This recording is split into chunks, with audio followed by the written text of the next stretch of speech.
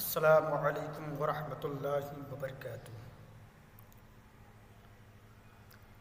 نحمدہ ونصلی علی رسولہ الکریم، اما بعد فاعوذ باللہ من الشیطان الرجیم، بسم اللہ الرحمن الرحیم۔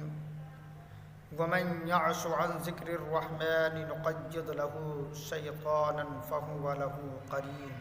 صدق اللہ مولانا العلی العظیم۔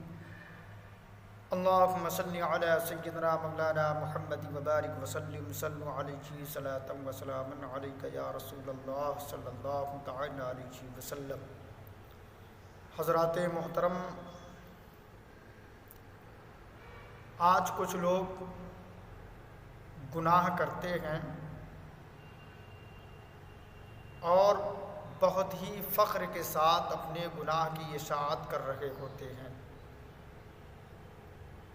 اپنے گناہ کا اعلان کر رہے ہوتے ہیں، لوگوں کے سامنے بیان کرتے پھرتے نظر آتے ہیں۔ انہیں شرم نہیں آتی، ان کی غیرت مر چکی رہتی ہے کہ وہ ایک تو انہوں نے گناہ کیا، اللہ کو ناراض کرنے والا کام کیا، اور دوسری طرف اس گناہ کو لوگوں کے سامنے بیان بھی کر رہے ہیں۔ یہ بہت ہی بے شرمی اور بے حیائی کی بات ہے۔ پروردگار عالم نے ارشاد فرمایا، وَمَنْ يَعْشُ عَنْ ذِكْرِ الرَّحْمَنِ نُقَيِّضْ لَهُ شَيْطَانًا فَهُوَ لَهُ قَرِينٌ۔ اور جو لوگ جان بوجھ کر اللہ کے ذکر سے اندھا بنتے ہیں، رحمان کے ذکر سے اندھا بنے ہوئے ہیں، اللہ فرماتا ہے نقید لہو شیطانا،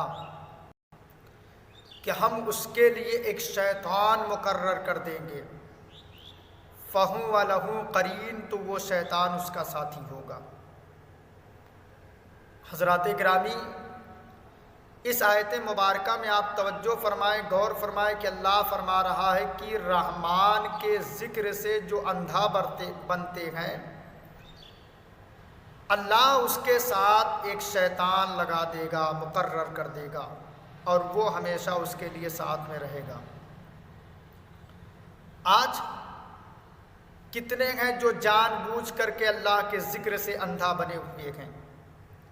مسجدوں میں آواز آ رہی ہے حی علی الصلاح حی علی الفلاح کی، مگر جان بوجھ کر کے مسجدوں کی طرف نہیں جاتے۔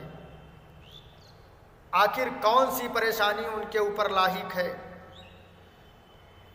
جو مسجدوں کی طرف نہیں جا رہے ہیں؟ آج جان بوجھ کر کے لوگ نماز سے غافل ہیں۔ ایک تو نماز چھوڑنا، یہ کھلم کھلا گناہ ہے۔ کچھ لوگ کھلم کھلا نماز نہیں پڑھ رہے ہیں، اعلانیہ طور پر نماز نہیں پڑھ رہے ہیں۔ ایک تو نماز نہ پڑھنا، یہ ان کا الگ گناہ، اور دوسرا لوگوں کے سامنے بے باکی سے رہنا، نڈر پن دکھانا،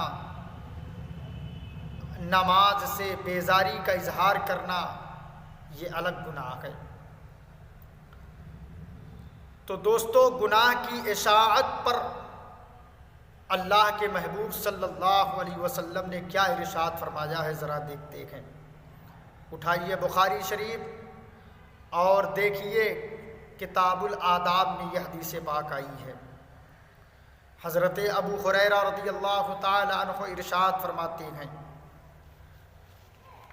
کہ حضور نبی کریم صلی اللہ علیہ وسلم نے ارشاد فرمایا، یقول کل امتی معافا الا المجاہرین وان من المجاہرۃ ان یعمل الرجل باللیل عملا ثم یصبح وقد سترہ اللہ علیہ فیقول یا فلان عملت البارحہ کذا وکذا وقد بات یسترہ ربہ ویصبح یکشف ستر اللہ عنہ۔ ترجمہ سماعت فرمائیں۔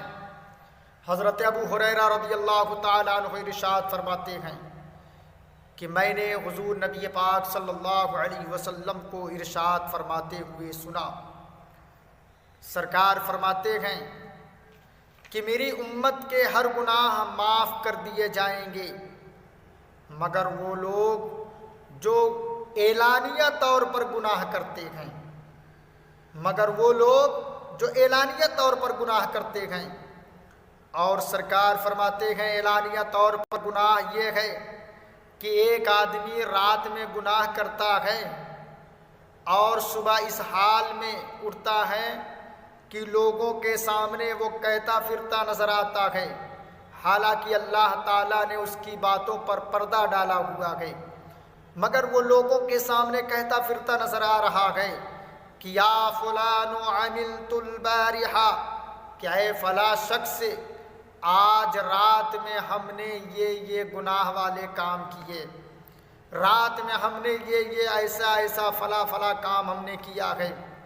یا فلان عملت البارحہ کذا و کذا، ہم نے جو رات گزر گئی ہے اس رات میں ایسا کام کیا ہے۔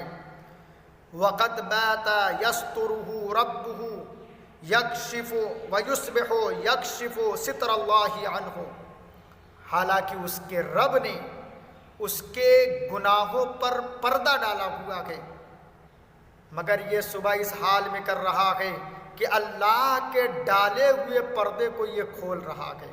اللہ اکبر! ذرا غور فرمائیں، اللہ کی رحمت دیکھیے، اللہ کی رحیمی اور کریمی دیکھیے کہ یہ گناہ کر رہا تھا رات میں، اللہ چاہتا اسی وقت اس کو ہلاک کر دیتا۔ جس وقت اس نے اللہ کی نافرمانی کی اللہ چاہتا اسی وقت اس کو برباد کر دیتا۔ جس وقت اس نے اللہ رب العزت کو ناراض کرنے والا کام کیا اللہ چاہتا اس کو تباہ و برباد کر دیتا، مگر اللہ کی رحیمی اور کریمی دیکھیں کہ اس نے نہ اس کو ہلاک کیا نہ تباہ و برباد کیا، بلکہ اس کے گناہ پر اللہ نے پردہ ڈال دیا ہے۔